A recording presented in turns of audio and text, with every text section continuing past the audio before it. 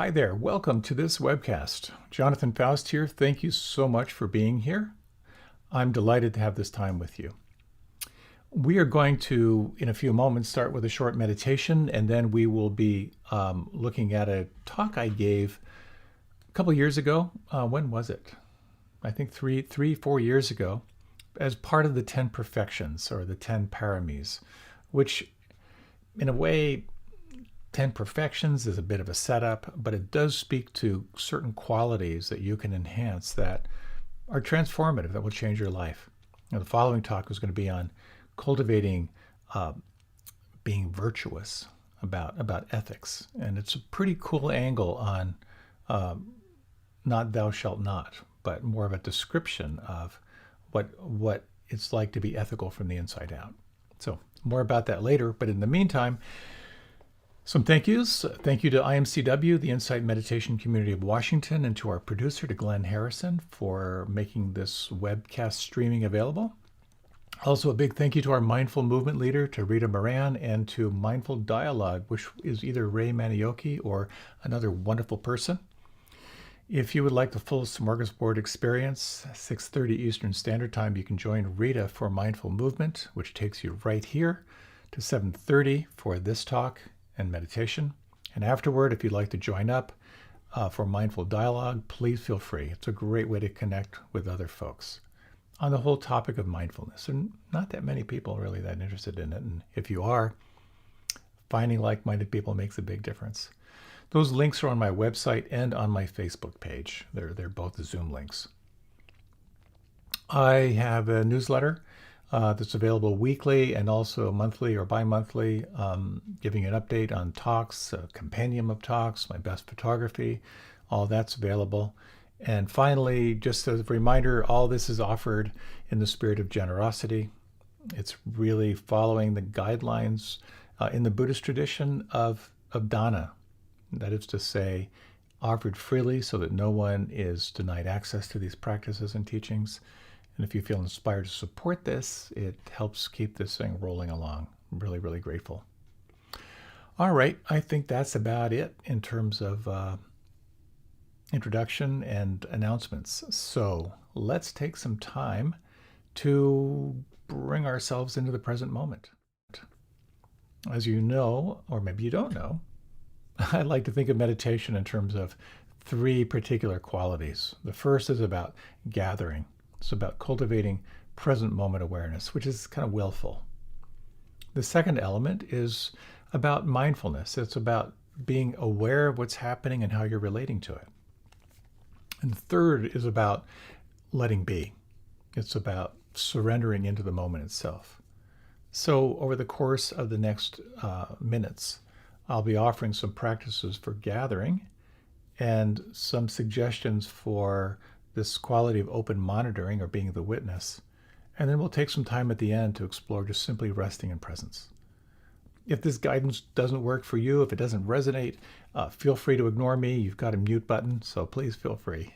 So if you like, you can close your eyes, and with your eyes closed, just take a moment just to sense inside. Just notice the quality of presence.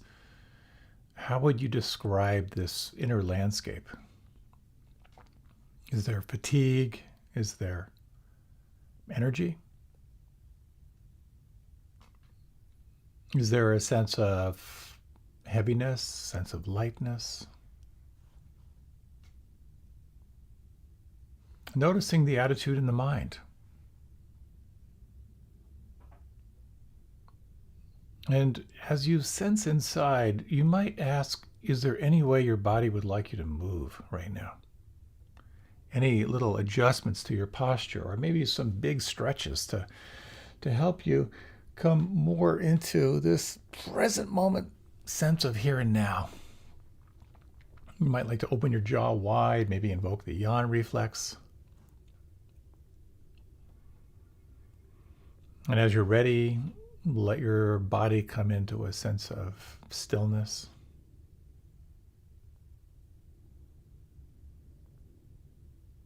And take a moment now to feel the breath.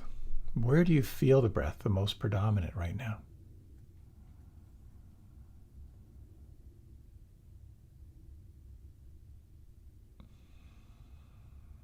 And if you like, we'll do a particular breathing technique that might be helpful for cultivating more of a sense of here and now. So you might take in a long, deep inhalation. Relax on the exhalation.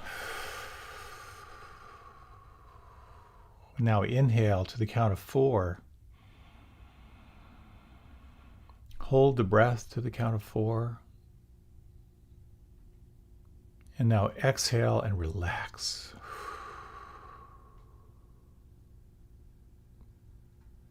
Inhale to the count of 4. Hold to the count of 4. And as you exhale, just let the breath fall out of the body.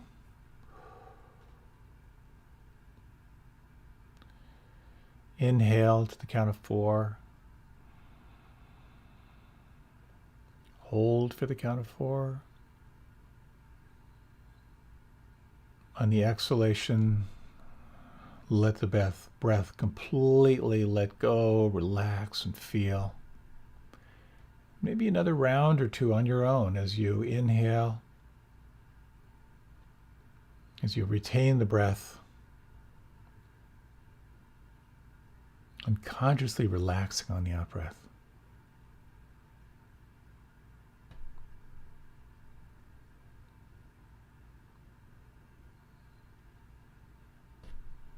Let your attention be fully with the breath.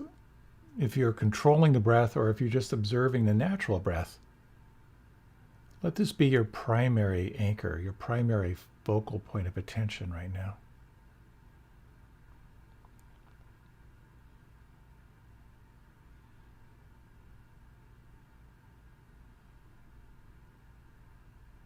And if you soften your breath now, release any control of the breath.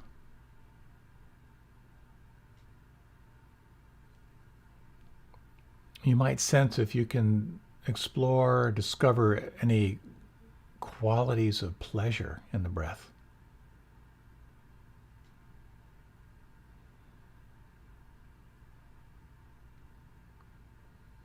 And can you sense or feel the pause between the in-breath and the out-breath?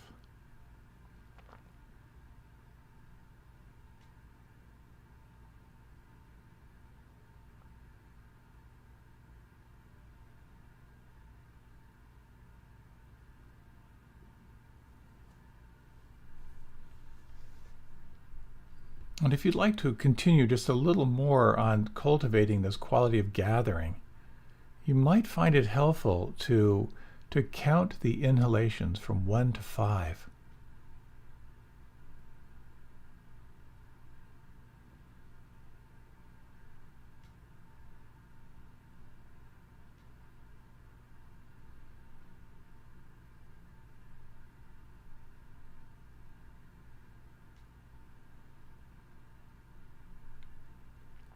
And if you find this helpful, again, you might count the inhalations from 1 to 5, but at the same time, notice how much you can feel the breath on the inside.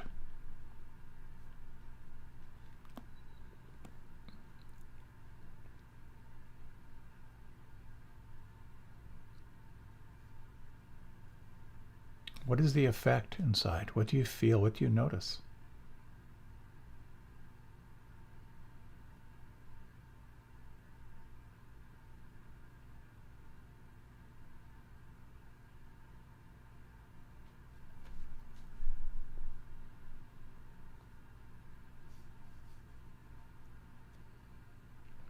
If you like, you can continue with the counting, or you can release the counting and just sense if it's possible to feel the breath on the inside. Let this be your sense of homecoming.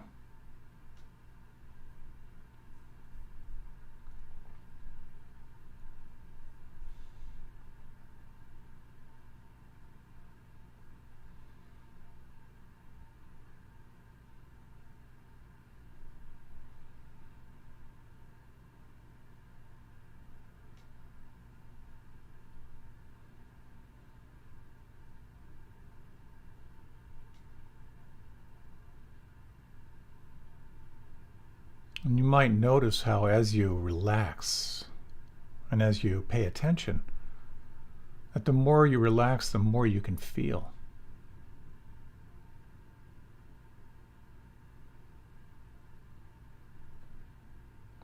And the more you relax, the more it's possible to widen your attention and to sense the foreground, the breath flowing in, the breath flowing out, and also the background, the sense of everything that's changing. And here you might sense what it means to take the seat of the witness, to be this observer of phenomena.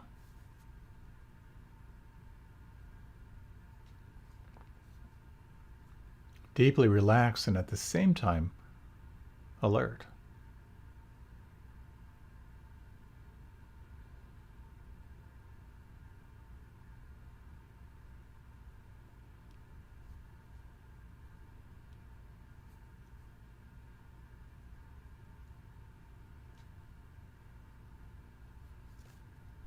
And here for this next minute or so, you might toggle from intimately feeling the breath to widening and noticing what's changing. Sensing, again, who you are as the witness, but also who you are as the monitor, the open monitor of your experience.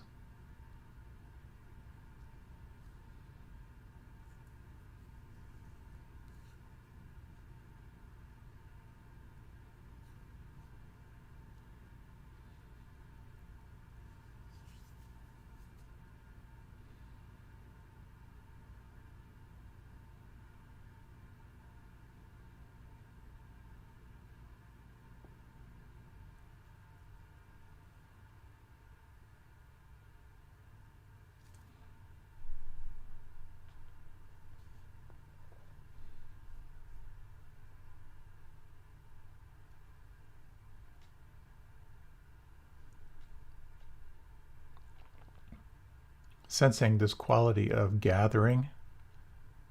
When you feel this breath, you might just sense how it draws attention back to the here and now.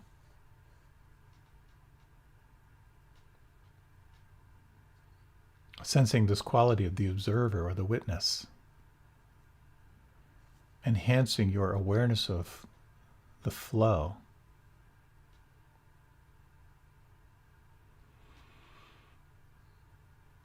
And you might explore in this remaining minute or so this quality of allowing, a quality of surrender. Exploring the following question: is there anything right now in the body and the mind that could relax or let go or soften?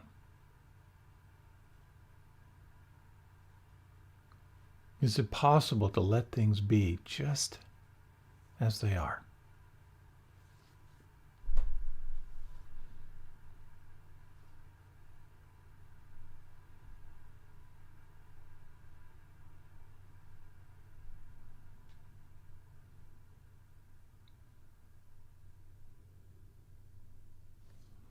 You might notice the quality of presence right now. Acknowledging what may have shifted over these minutes of conscious attention. And you might begin to deepen your breath, let your body move, shift, adjust in any way that feels good for you.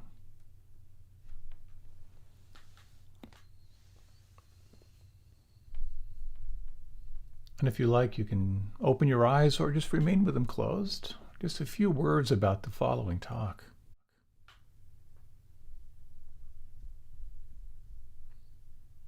It's easy to think of being virtuous or being ethical as adhering to some external standards.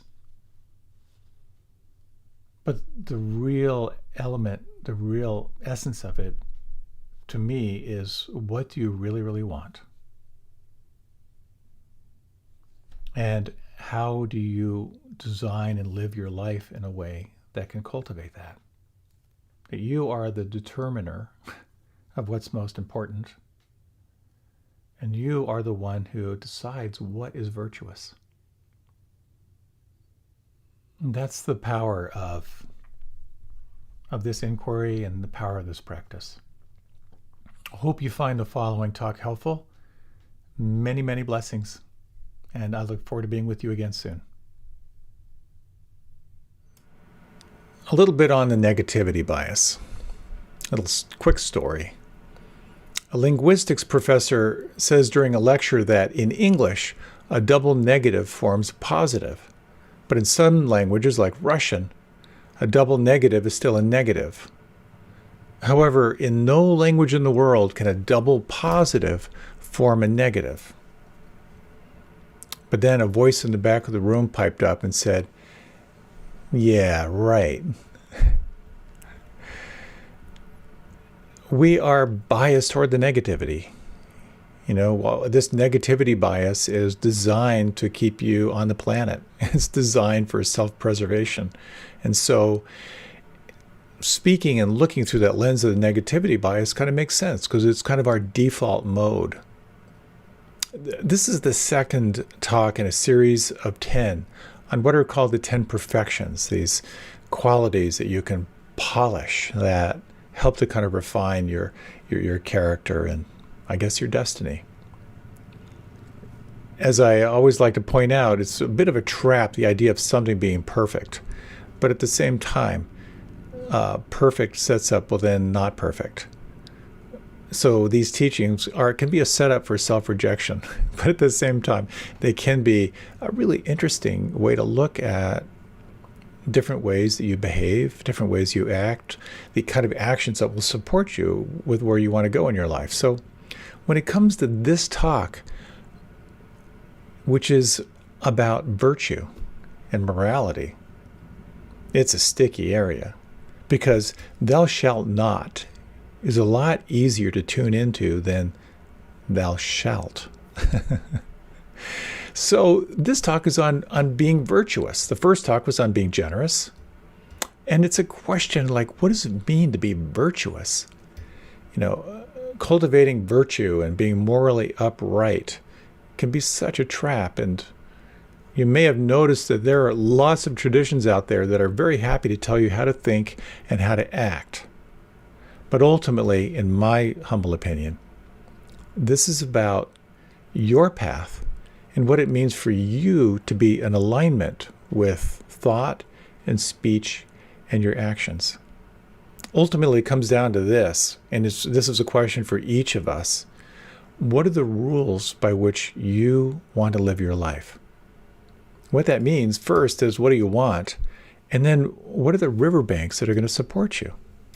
So what I'd like to talk about with the little bit of time I have here is first, how all traditions have guidelines. All traditions have kind of ethical behavior guidelines. And a little bit on the confusion between thou shalt not as a way of cultivating virtue. And a little bit on what is the purpose of these ethical trainings? What's on the other side of thou shalt not? And what does it mean to be awake in the world and to be mindful of actions? And how is that mutually supportive? There's such a shadow side to these teachings. And I'd like to kind of talk a little bit about some of the traps we can fall into when we start engaging into conscious use of our actions. So hopefully you'll find this helpful. That's my intent. When I was 15 years old, I learned mantra meditation through transcendental meditation. And the lights came on. My first experience of being guided into it when I got initiated, I had this instant sense of, I'm going to be doing this for the rest of my life. I had such a sense of homecoming. I could just sort of feel that shift in my consciousness. And I became a very dedicated practitioner of transcendental meditation. I was in a boarding school, and I had two buddies, and we'd meditate in the morning, we'd meditate in the evening. When I went to college, I found a little community where we meditated together all through college. In the Peace Corps, I kept it going. And while in the Peace Corps, I was very, very excited about doing a particular course through the tradition of transcendental meditation, referred to as the course in Siddhis, Siddhi. And the word Siddhi refers to an expression of consciousness that looks like kind of like a superpower in a way. The whole idea is that you calm the mind so still. You imagine like there's a pond without any ripple of thought. And yet within that pond without a ripple of thought, you introduce these practices which develop all these amazing capacities. And I won't go into the flashy side of what it promises, but it's pretty dramatic. And so I had $3,000 as my resettlement allowance from the Peace Corps, and my whole 2 years was around paying the tuition, which happened to be $3,000 to do this training. And so on my way to Maharishi International University in Fairfield, Iowa, I happened to stop in at this ashram. I had kind of picked up a bug when traveling in Africa, and I went to see the holistic doctor. And I thought, wait, maybe I'll recuperate here. So I happened to meet with the guru of the ashram. And I told him where I was going and my excitement around learning these practices, which were highly, highly purifying, but also with sort of this flashy promise of what happens when the mind is like fully, or consciousness is fully developed. And it was very, very interesting, his response. He said, you may find it helpful to focus on purifying your desires before you develop these particular capacities or powers. Because if your desires aren't pure, you're going to use what you've learned to serve your desires. And if your desires aren't pure, that could end up getting you into trouble. And it kind of made sense to me. And he talked about how when you practice kind of organically, there's this natural sort of arising of awareness and consciousness and capacities, and to force it might not be wise. And it's interesting. It was very interesting. It made sense to me, in that I thought, you know what, maybe I'll stay here for a while. That turned out to be 24 years. But I really sense how we all want to develop our consciousness as fully as we can. But it's really helpful to be aware of your motivation for doing it. You know, can we really trust the potency that comes when you have this coalesced kind of power and influence in life? There's this, I've heard of this curse that says, may you be successful in your youth. And the reason why that's a curse is quite often we don't have the wisdom to handle the power that comes with success. And oh my God, it's so many stories of childhood movie stars whose lives were wrecked, and young artists who make a huge amount of money in their youth, or young athletes who make insane amounts of money and end up kind of destroying themselves. So it's really about cultivating three things. And through this lens of Buddhist psychology, it's around cultivating sila, samadhi, and panya. And so what these are, first is sila is virtue. It's kind of moral rectitude, if you will. Samadhi refers to the development of meditation, of the capacity to pay attention, the different ways you pay attention in life. And panya is the arising of wisdom that comes out of this dance of virtue, of conscious action, and training the mind. So if the powers are not controlled by wisdom and right action, oh my God, the trouble we can get into. You know, the most interesting people to me are the ones who've gone through suffering and come out the other side with wisdom and compassion. The humility that comes through them is so powerful. So those who have walked this path before us have noticed that having riverbanks on your actions can be really, really helpful. If you think about it, you've got all this energy in your body, all these life energy units available to you. And if they are undirected, they go in all directions. As you know, when you watch the mind untamed is just, as Ramana Maharshi said, a drunken monkey stung by scorpions. Over here, over there, oh, look at this, wow, look at that.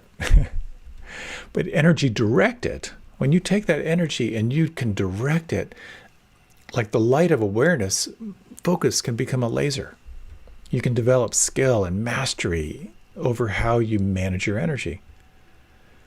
So when you're just run by impulse, when you have no impulse control, it can be entertaining, but maybe not ultimately satisfying.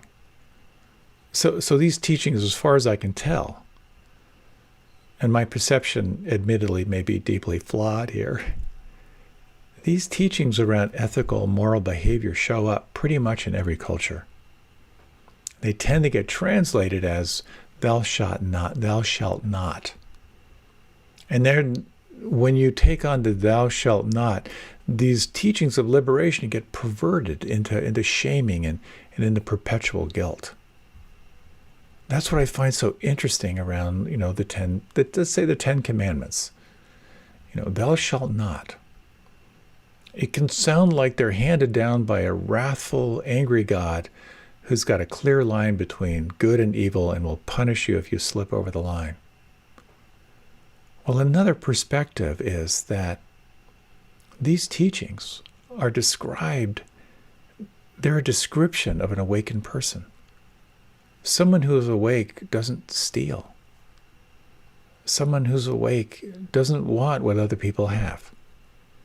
Such a different world. So we engage into these vows. We know many of us, we have kind of the imprint in the traditions in which we are raised of what we shall not do.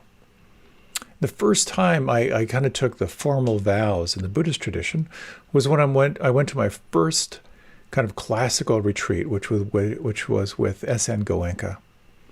These retreats are very, very intense. They're 10 days, 10 hours a day. Your actions are very, very prescribed and restricted. And it's a very orthodox retreat. So you begin the retreat by taking what are called the precepts. You take these vows, these 5 vows, which are the vows of a monk when they become ordinated. So in a sense, when you're on a retreat, you're taking the vows of a monk. And they go something like this. For the sake of my training, I vow not to kill. For the sake of my training, I vow not to steal. For the sake of my training, I vowed to abstain from sexual misconduct. For the sake of my training, I vow to abstain from lying. And for the sake of my training, I vow to abstain from taking intoxicants that can cloud the mind. So when you take these in, and you might even just want to close your eyes just for a moment, for the sake of your training to not kill or harm, to not take that which is not freely given, to abstain from sexual harm, to abstain from unwise speech, and to abstain from clouding the mind through the unwise use of intoxicants. And just the sense of the potency of those particular guidelines or riverbanks. So if you like, you can open your eyes, and I find it helpful to think of these as the training rules. Because we're training the mind. We're training this drunken monkey of a mind in this practice. And when we can develop them, the result is wisdom and compassion. So there's a capacity of restraint that goes on here. You're restraining the mind, and then you're watching what happens. So on that retreat, on that first day 10 retreat, an additional commitment was no reading. No reading. It was so painful for me. My favorite thing in the world was getting in bed with a New Yorker. And I found myself, I kind of woke up in a trance reading the back of my toothpaste tube in the bathroom. Just something. Another one was no writing. And a friend of mine he found after his retreat, or during his retreat, he found a pencil and he wrote a little novella on toilet paper. So it's an amazing thing. When you practice restraint, you're creating heat, you're creating resistance. And that becomes a really interesting thing to pay attention to, because you get to watch how your mind wants to escape. Now, this can be helpful. It can also be damaging, but it can be helpful. And I have to say, when you're on a formal meditation retreat, it's a little bit easier to practice these guidelines. Your meals are provided, so you don't have to kill anything to eat. No one really owns anything other than their meditation cushion, so stealing's not a big issue on a retreat, although there have been instances of people stealing cushion from each other. In terms of refraining from sexual misconduct, it's relatively easy to do on retreat, but of course, there's a lot of sexual misconduct going on in your mind. You're not speaking, you got a vow of silence, so lying is not an issue. And in a retreat environment, it's a little bit easier to resist the temptation of gross intoxicants.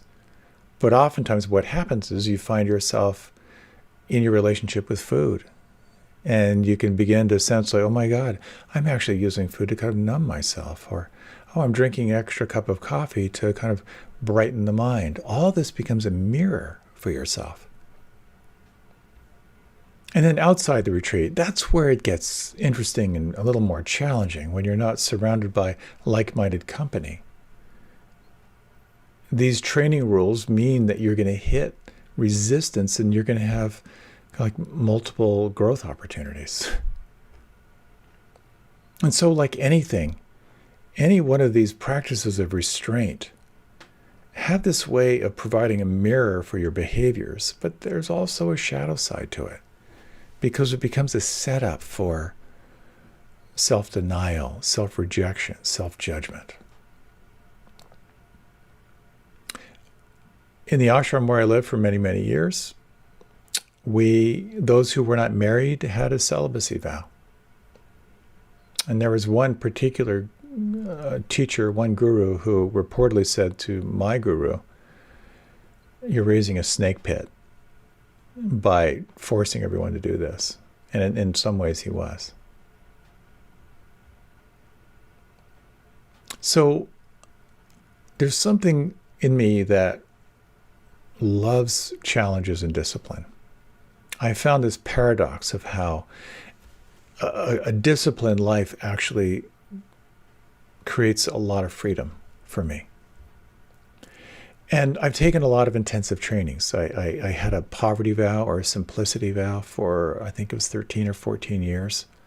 I had a celibacy vow for 6 years, 9 months, 2 weeks, and about 4 days. So when I moved into the community, this was a requirement. If you had any more than $100, you were supposed to turn it in. And that settlement allowance I had of $3,000, I said to my father, "Happy birthday, Dad." I wasn't willing to give that up. But practicing celibacy, if you really want to crank up the opportunity for growth in your 20s and 30s, surrounded by other people in their 20s and 30s and 40s, who are doing yoga and meditation, eating really clean food, getting lots of sleep, working out in really, really good shape. If you want to crank up some growth opportunities, take a celibacy vow. They say that the halo around a saint's head is the sexual energy transmuted.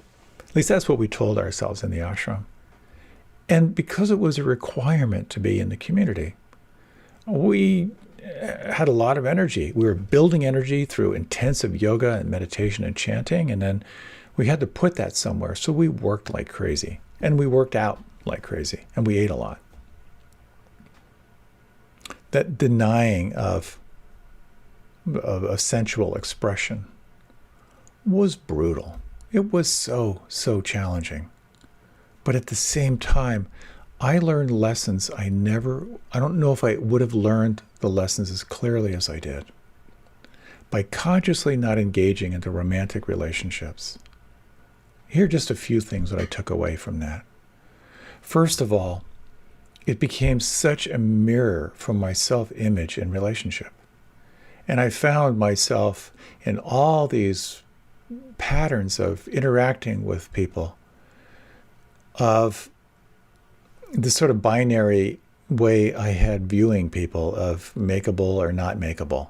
And in people who were makeable or attractive, the way that I would present myself. If I say this and this person says that, maybe it means this. And the whole internal play in my head, how I altered my personality to be around someone who I wanted to like me or someone I was attracted to. Seeing that was just so embarrassing. And then recognizing my emotional immaturity.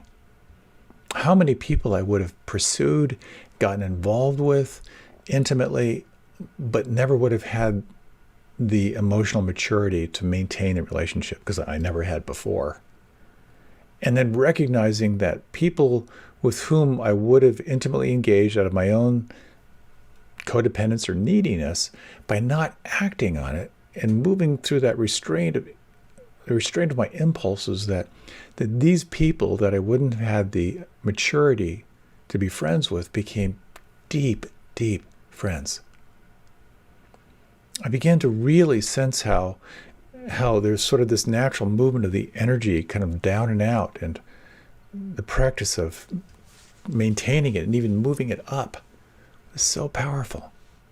A story I've told before, but because we were segmented brothers and sisters, that many of us, myself included, got very, very interested in hands-on healing techniques. So we would practice on each other a lot, the brothers. And before one of the satsangs, one of the talks, the guru came in early and saw a lot of us doing these healing touch practices on each other. And he said, no more touching. We're going to go on a touch fast. And I thought, that is cruel and unusual punishment. That's totally unfair. But he said, try this. He said, when you feel attraction or you feel positive energy towards someone, instead of moving into touch, try moving that up into your voice or up into your eyes. As corny as that may sound, it was a profound experience for me to take this natural, habitual expression of attention, affection, or love, and to kind of move it into my eyes, move it into my voice. That practice of restraint, as challenging as it was for those many, many, many years, in many ways transformed me. So you might sense how taking habitual actions and restraining them can be really, really helpful. But there's a real shadow side to this, and it kind of goes back to the negativity bias. Like every tradition, or most traditions, in this desire to create riverbanks for your actions and your beliefs, to move you toward a goal, have a tendency to make the body the enemy. To take the natural forces of aggression and to try to control them through denial. To some degree, that can be helpful and can be effective.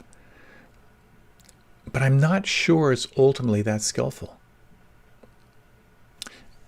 To my understanding, and again, this may be flawed, pornography use and abuse is highest in the areas that are fundamentalist. That where there's a repression of the shadow, that shadow has to go somewhere. That energy has to go somewhere. So what you suppress, you express. I remember going to Europe when I was in high school and hanging out with a friend in Switzerland, and there was no drinking age. And it was such an interesting thing for me to see how casual people my age were, 15 years old, were around alcohol. It wasn't a big deal. That wasn't suppressed. And so we have all kinds of ways of being in this dance of supporting the actions that support our outcomes. I grew up in the Pennsylvania Dutch country.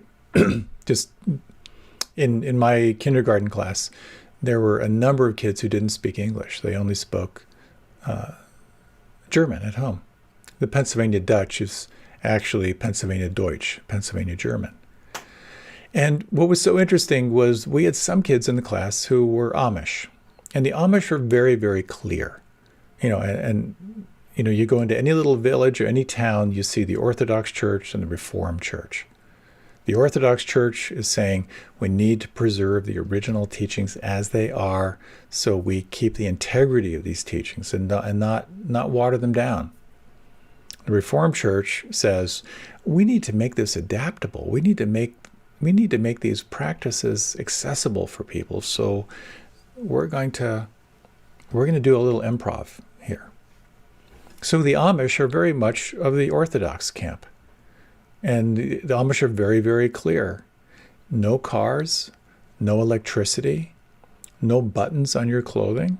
Anything that smacks of, a lot of it is around military, anything having to do with military was very much a rejection of that. So a lot of the withdrawal from technology was really a reactivity toward kind of the militaristic thinking. So when you see an Amish community, it's very, very clear. But you'll also see there's an incredible amount of creativity of how the workarounds. But I can go into that later. But then you have the Mennonites. Now the Mennonites, they're in the same branch, but they're more in the Reformed Church. And here it gets really confusing because you have something called the black bumper Mennonites that say, well, you can have a car, but it's got to be black, including the chrome.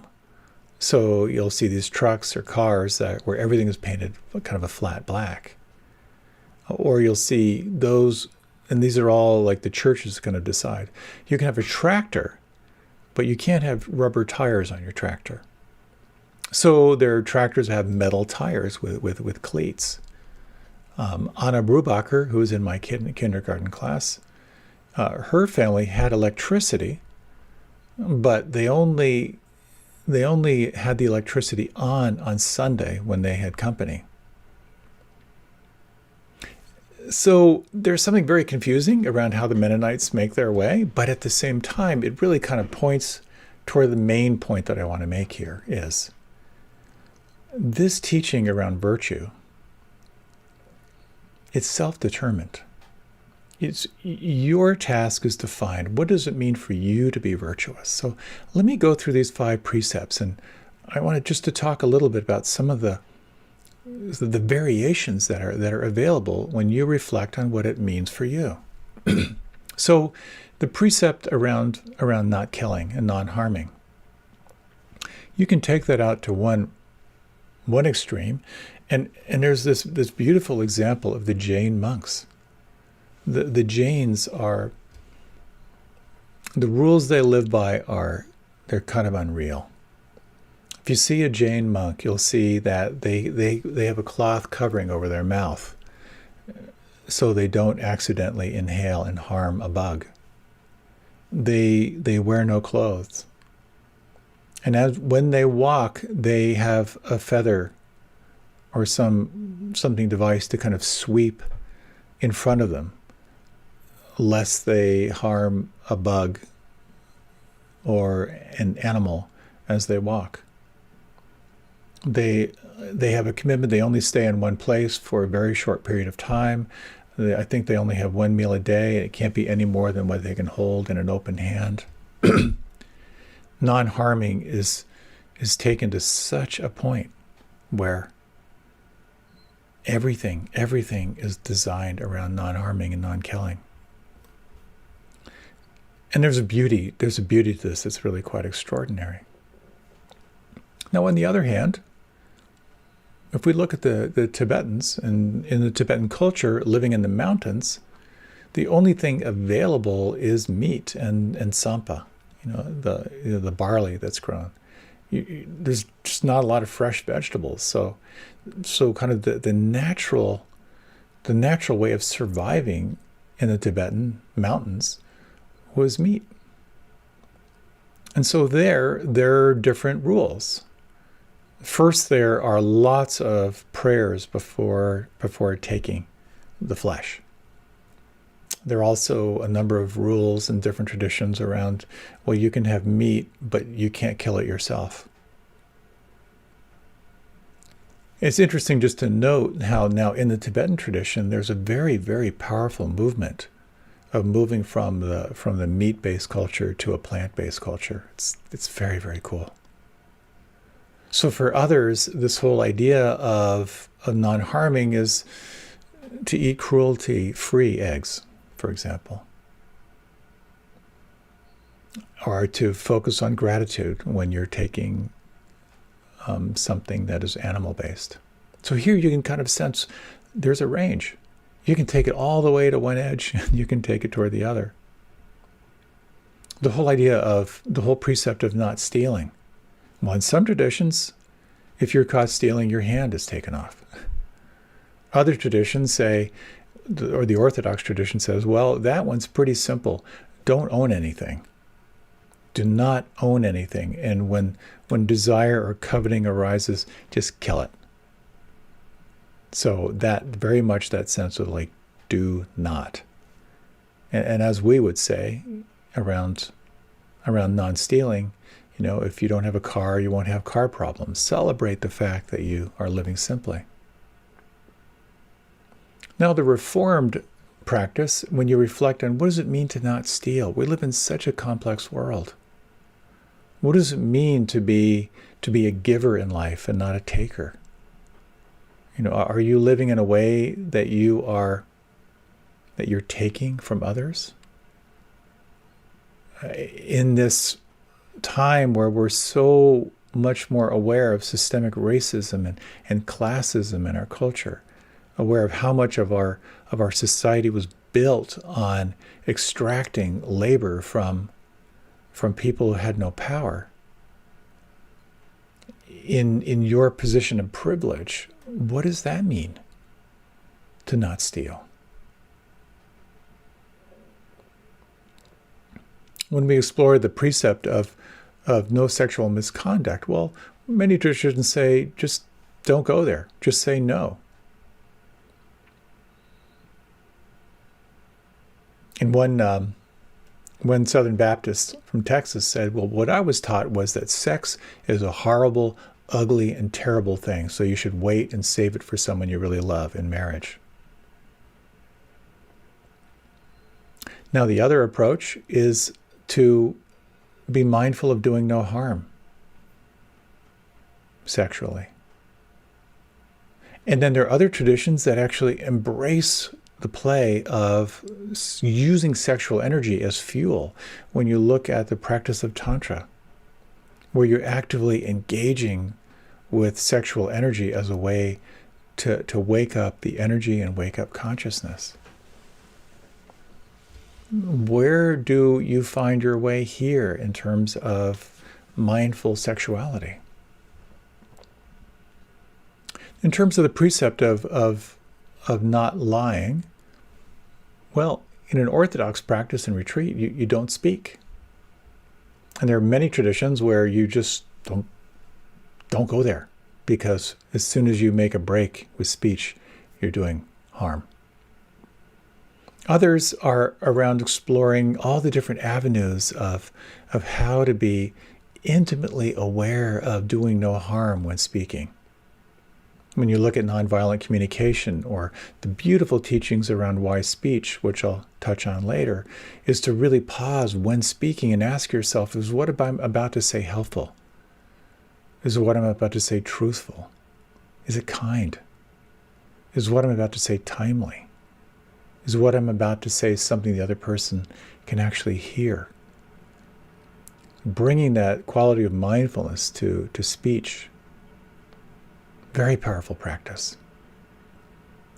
Now, the fifth precept of refraining from intoxicants that cloud the mind. Again, Orthodox, don't go there. You cannot trust yourself, so don't even go there.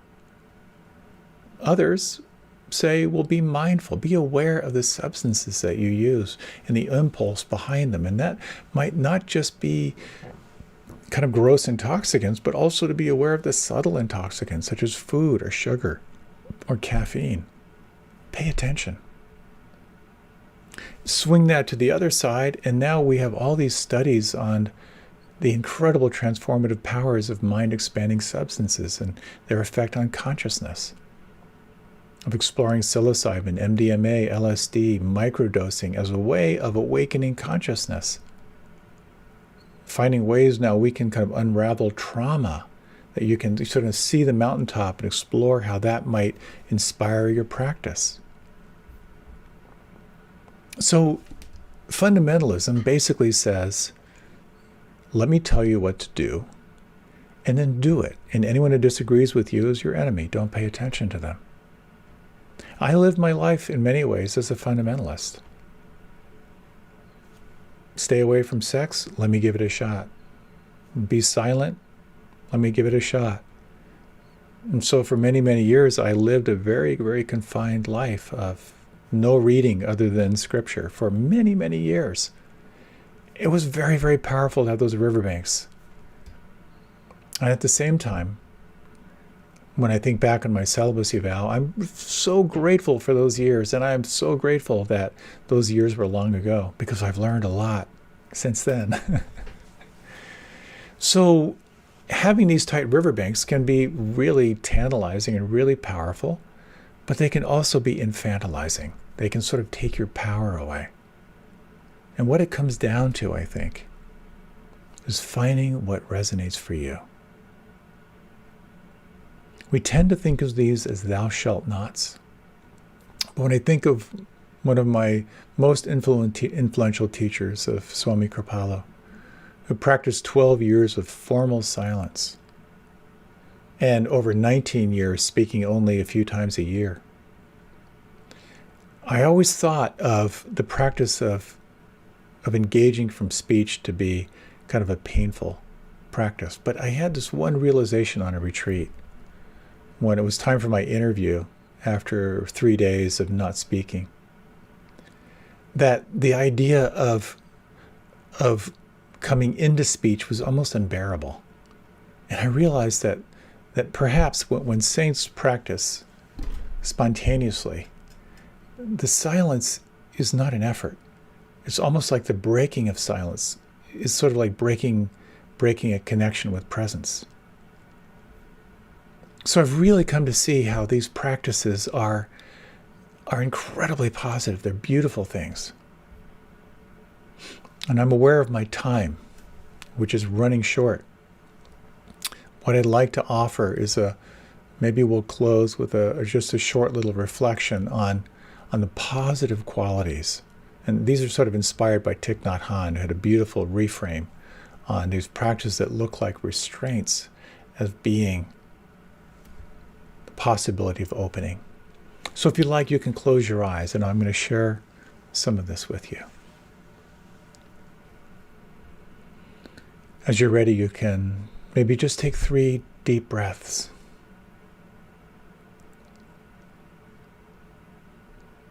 And you might just sense these following offerings as this description of awakening into wisdom and into loving presence. Aware of the suffering caused by the destruction of life, I am committed to cultivating the insight of interbeing and compassion and learning ways to protect the lives of people, animals, plants, and minerals. I'm determined not to kill, not to let others kill, and not to support any act of killing in the world. Seeing that harmful actions arise from anger, fear, greed, and intolerance, I will cultivate openness, non-discrimination, and non-attachment to views in order to transform violence in myself and in the world.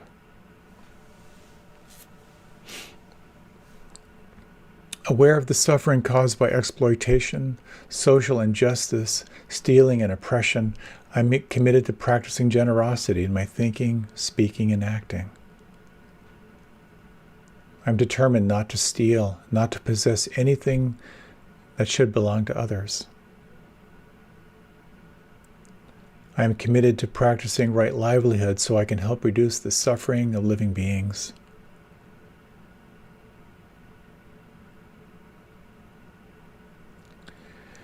Aware of the suffering caused by sexual misconduct, I am committed to cultivating responsibility and learning ways to protect safety and integrity of individuals, couples, families, and society.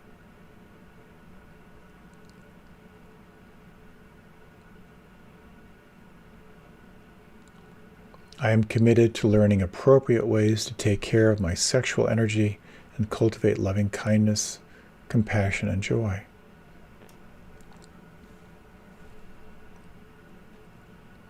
Aware of the suffering caused by unmindful speech and the inability to listen to others, I am committed to cultivating loving speech and compassionate listening in order to relieve suffering and promote peace in myself and among other people.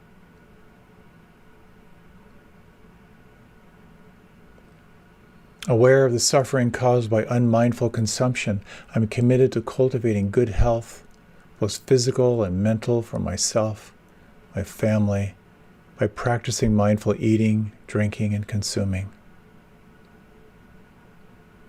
I will consume in a way that preserves peace, joy, and well-being in my body and consciousness.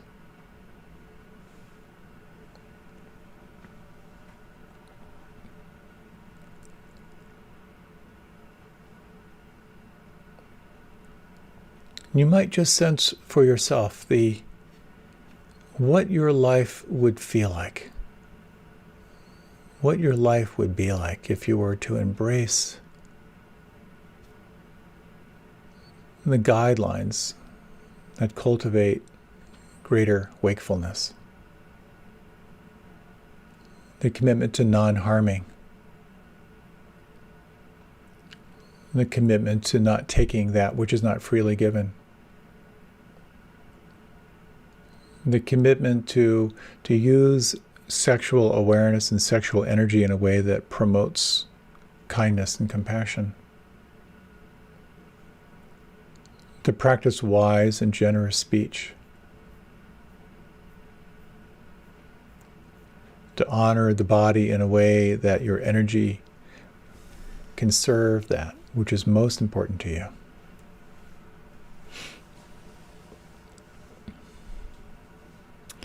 And so if you like, you can deepen your breath. If you like, you can open your eyes. Just a few comments before we close. I think it comes down to this. What do you most want in your life? And what are the rules you want to live by? What is your particular code of honor that is going to move you toward that which is most important? Each one of us has to figure that out. And we do have these teachings that offer these riverbanks for you to consider. And here's the kicker. Here's the punchline. I'm going to read a little bit. This is from the Dhammapada. And this is about the rewards of virtue. So Ananda, who's kind of the assistant, the secretary for the Buddha, says, what is the reward and blessing of wholesome morality? And the Buddha says, freedom from remorse, freedom from regret is how I view that. And what an interesting idea to live a life of no regret. To live a life of regret to me means living a life of doing no harm. To live a life where I was awake to heart and mind possibility and my actions were aligned with integrity. That to me is the possibility and the promise of reflecting on what it means to be virtuous in life. I hope you found this helpful. Many, many blessings in your journey. Thank you so much for your time and attention.